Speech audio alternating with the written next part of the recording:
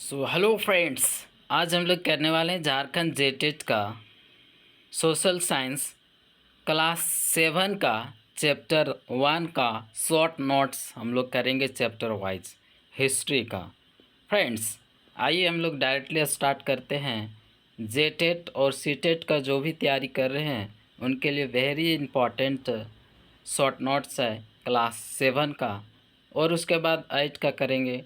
6 का मैंने कंप्लीट इसका एमसीक्यू दे रखा है। अभी मैं करता हूँ इसका शॉर्ट इसका स्टोरी और शॉर्ट नोट्स जो है हम लोग देखेंगे, उसके बाद इसका एमसीक्यू करेंगे। तो आइए स्टार्ट होता है चैप्टर 1। चैप्टर 1 में क्या कहा गया है फ्रेंड्स, जैसा कि आपको चैप्टर 1 जो है क्लास 6 का बोलता है हजार वर्षों के दौरान हुए परिवर्तनों की पड़ताल। तो फ्रेंड्स, ये हजार वर्ष का है, यानी 700 से लेके 1700 यानी 1750 तक का, यानी हजार वर्षों का बात किया गया है। इसका हम लोग आगे देखते हैं। तो बोलता है, स्टार्ट होता है कि अरब ठीक है, भूगोल वेता अल इद्रिसी ने 1151 में दुनिया के मानचित्र में पहली बार भारत की स्थिति को दर्शाया।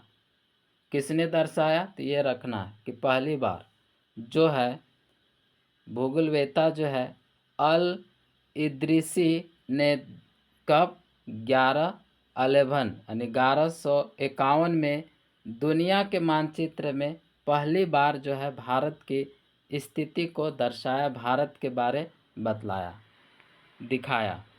दूसरा पॉइंट है गाइज, दूसरी बार भारतीय उपमहाद्वीप को स्पष्ट रूप से फ्रांसीसी मानचित्रकार जो है गविलम दा लिस्ले ने जो है 1720 में विश्व के नक्शे में दिखलाया। ये पूछा जाएगा, आपका क्वेश्चन आएगा, किसने किया था, किसने ये जो है फ्रांसीसी मानचित्रकार जो थे वे ठीक है गविलम दा लिस्ले जो थे, जो विश्व के मानचित्र में नक्शे में दिखलाया। तो ये याद रखना, वेरी इंपॉर्टेंट ये सब है, नाम याद रखना। चलिए नेक्स्ट देखते हैं। यहाँ पे नेक्स्ट में है कि 1700 से लेकर 1750 ईस्वी तक हुए परिवर्तनों की पड़ताल, यही हम लोग देख रहे हैं। तो देखिए, सबसे पहले हम लोग वर्ड पे देखेंगे, भाषा में परिवर्तन यानी शब्दावली में। ठीक है, शब्दावली में देखते हैं, समय के साथ साथ विभिन्न भाषाओं की शब्दावलियों और अर्थों में अनेक बदलाव हुए। जैसे यहाँ देखेंगे, ठीक है, हिंदुस्तान, जो हिंदुस्तान बोलते हैं उसके हिंदुस्तान। आज हम इसे आधुनिक राष्ट्र राज्य भारत के अर्थ में लेते हैं, याद रखना है। नेक्स्ट यहाँ देखेंगे कि 13वीं सदी में फ्रांसीसी इतिहासकार जो थे मिनहाज, ठीक है, मिनहाज ए सिराज, हिंदुस्तानी शब्द का प्रयोग कहाँ कहाँ किया, याद रखना, पंजाब, हरियाणा और गंगा यमुना के बीच में स्थित इलाकों के लिए किया था। याद रखना, सारे शॉर्ट पॉइंट्स जो है, जो पॉइंट्स बनते हैं, सारे पॉइंट्स को मैंने यहाँ पे डिस्कस कर रहे हैं। आगे बोलता है, 16वीं सदी के आरंभ में बाबर ने हिंदुस्तान शब्द का प्रयोग इस उपमहाद्वीप के भूगोल, पशु पक्षियों और यहाँ के निवासियों की संस्कृति का वर्णन करने के लिए किया।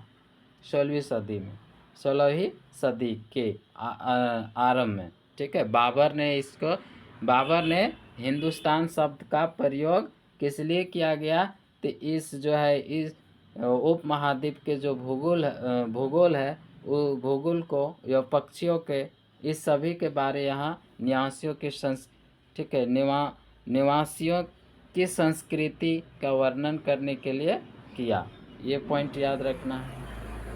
बाबर का वर्णन 14वीं सदी के कवि याद रखना है। बाबर के वर्णन, जो बाबर का वर्णन किया 14वीं सदी के जो कवि थे अमीर खुसरो के द्वारा प्रयुक्त शब्द हिंद शब्द के ही कुछ कुछ समान था, हिंद शब्द का, उसी से हिंदुस्तान।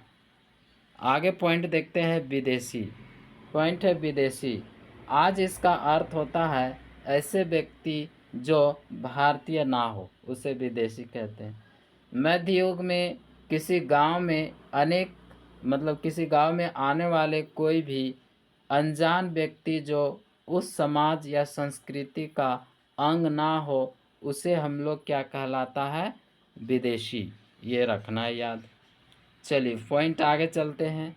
पॉइंट बोलता है ऐतिहासिक स्रोतों के संदर्भ में परिवर्तन। ये अभी हम लोग देखेंगे। आगे बढ़ते हैं।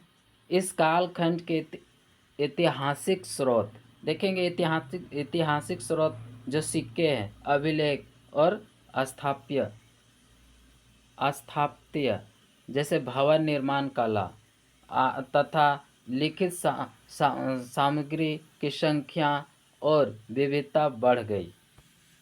आगे पॉइंट है यहाँ, लोग धर्म ग्रंथ, शासकों के वृत्तांत और संतों के लेखन तथा उपदेश और अर्जिया, अदालतों के दस्तावेज, हिसाब तथा करों के खाते इत्यादि कागज़ों पर लिखने लगे। आगे देखिए पॉइंट है जो धनी व्यक्ति, शासक, जन, मठ तथा मंदिर पांडुलिपियाँ एकत्रित किया करते थे। ये सब पॉइंट है गाइज, वेरी इंपॉर्टेंट पॉइंट है, याद रखना है। पांडुलिपि बहुत इंपॉर्टेंट है। बोलता है पांडुलिपियों को पुस्तकालयों तथा अभिलेखागारों में रखा जाता है। क्वेश्चन आएगा कि पांडुलिपियों को कहाँ रखा गया था इस तरीके से। तो यहाँ नोट करके याद रखना है कि अभिलेखागार ऐसे स्थान जहाँ दस्तावेजों और पांडुलिपियों को संग्रहित किया जाता है। आगे चलते हैं तो नए प्रौद्योगिकी जैसे सिंचाई में राहत, कटाई में चरखे और युद्ध में जो आग्नेय शस्त्रों जैसे बारूद वाले हथियार का इस्तेमाल किया जाता था। नेक्स्ट है देखिए, खान पान में भी बदलाव आए। तो खान पान में बदलाव के रूप में आलू, मक्का और मिर्च, चाय, कॉफ़ी में बदलाव, राजपूतों का उदय हुआ, साथ ही मराठा, सिख, जाट, अहोम और कासियत आदि समूह का महत्व राजनीतिक रूप से बढ़ा। आगे चलते हैं तो राजपूतों का उदय जो हुआ, साथ साथ में मराठा भी आ गया और जो सिख भी आगे आ गया और जाट भी, इस तरीके से। तो आगे पॉइंट है किसान तथा अन्य समुदाय विभिन्न वर्गों में बांट गए थे, जिन्हें आर्थिक आधार पर ऊंच नीच में बांटा गया था। परंतु जाति व्यवस्था अस्थायी नहीं थी। यानी जाति व्यवस्था जो अस्थायी नहीं थी। पूछा जाएगा जाति व्यवस्था अस्थायी थी, जो आपको कथन में इस तरीके से आएंगे, सत्ता प्रभाव एवं संसाधनों के नियंत्रण के आधार पर जातियों के दर्जे बदलते रहते थे। ठीक है, चलिए आगे। जातियाँ स्वयं अपने नियम बदलती थी, जिसका पालन जाति पंचायत द्वारा कराया जाता था। चलिए नेक्स्ट पॉइंट है यहाँ गाइज। नेक्स्ट पॉइंट इसका क्षेत्र और साम्राज्य देखते हैं। तो कई क्षेत्रों के अपने अपने भौगोलिक आयाम तय हो चुके थे और इनकी अपनी भाषा तथा संस्कृति विशेषताएं स्पष्ट हो गई थी। चलिए नेक्स्ट पॉइंट देखिए। नेक्स्ट में जैसे चौल हो गया, खलजी, तुगलक, मुगल, जैसे राजवंशों का विशाल साम्राज्य था, तो कुछ क्षेत्रीय राजाओं का उदय भी हुआ, क्षेत्रीय राजा भी बने। आइए देखिए धार्मिक पॉइंट में क्या परिवर्तन हुआ, मतलब धार्मिक परिवर्तन क्या हुआ। किसी दैविक तत्व में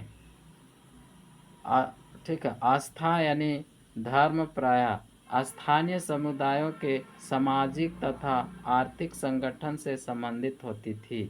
ठीक है, ये जो है किसी भी हाँ, दैविक दैविक तत्व में आस्था यानी धर्म प्रायः किसके अनुसार होता था, तो समुदायों के सामाजिक तथा आर्थिक संगठन से संबंधित होती थी। नेक्स्ट पॉइंट आइए, तो नए देवी देवताओं की पूजा मंदिरों, जैसे हिंदू लोग नए देवी देवताओं की पूजा करना शुरू कर दिए, मंदिर का निर्माण, और जैसे विभिन्न शैली में ब्राह्मणों का धन संरक्षक के रूप में महत्व। प्रेमलाल, ठीक है, क्या है, प्रेमल देवी करके है, प्रेमल देवी जो सेवताओं के रूप के रूप में जनसाधारण तक भक्ति तक पहुँच मतलब पहुँचाने का काम करते। फिर यहाँ है नए धर्मों जैसे इस्लाम का आगमन इत्यादि महत्वपूर्ण परिवर्तन हुए।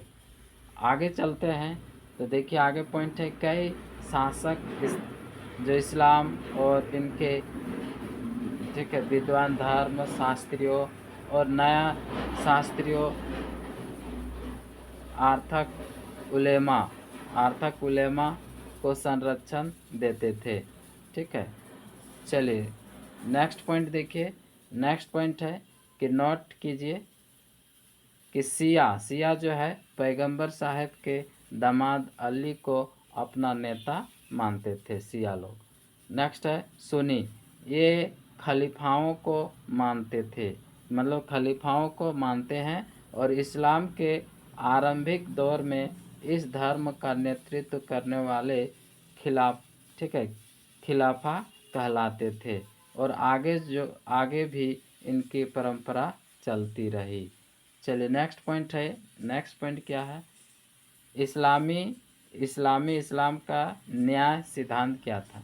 तो भारत में ठीक है, हनफी और सफ़ी नॉट है कि 700 से लेकर कहाँ तक चला, जो है 1750 तक, लगभग 1000 वर्षों के कालखंड को मध्यकालीन भारत के इतिहास के अंतर्गत रखा जाता है। तो मध्यकालीन भारत, ठीक है, मध्यकाल जिसको बोलते हैं, कहाँ से, तो 700 से लेकर 1750 तक, लगभग यानी 1000 वर्षों का काल है। चलिए नेक्स्ट पॉइंट ख़त्म हो जाता है, और आगे हम लोग चलेंगे चैप्टर 2। तो इसको MCQ कर लेंगे, उसके बाद हम लोग MCQ करेंगे, मतलब नेक्स्ट जो है notes, next point next chapter का नेक्स्ट करेंगे। Thank you. चैनल में नहीं हो तो सब्सक्राइब करके बेल आइकन प्रेस कर देना, ताकि आपका नोटिफिकेशन जाते रहेगा, क्योंकि मैं यहाँ हर एक दिन हर एक चैप्टर वाइज जितने सोशल साइंस में आते हैं, हिस्ट्री, पॉलिटिकल साइंस, और आपका इधर राजनीतिक विज्ञान जो है, और भूगोल, इकोनॉमिक्स, सभी कवर करने वाले हैं 1 बाय 1। 6 क्लास का मैंने डाल दिया है, MCQ देख लीजिएगा। Thank you.